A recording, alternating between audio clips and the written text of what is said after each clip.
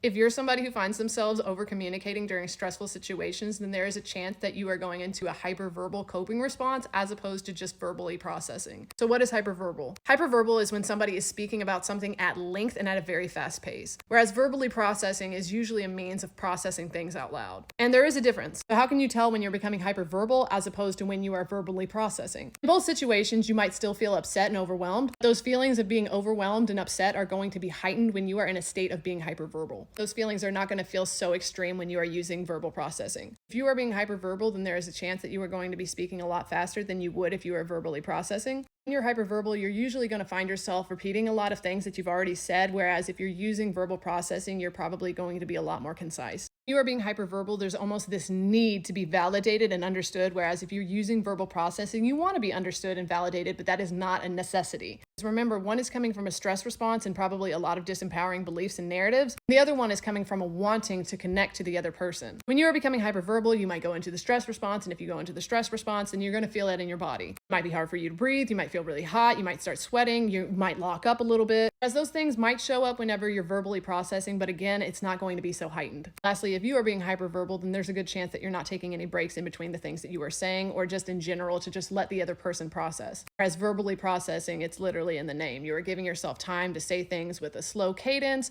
and let the other person understand, take breaks, whatever you need to do. And this does not mean that being hyperverbal is a bad thing, because you might talk a lot or get really excited when you're talking about a specific thing that you're passionate about. But it can become very harmful when it is a response to stress as opposed to excitement. If you have any questions, just let me know in the comments. Otherwise, my name is Sarah. I'm your favorite self-experimenting coach or companion, and I help get people reacquainted with who they most authentically are. You're an amazing person, and I hope you have the best day.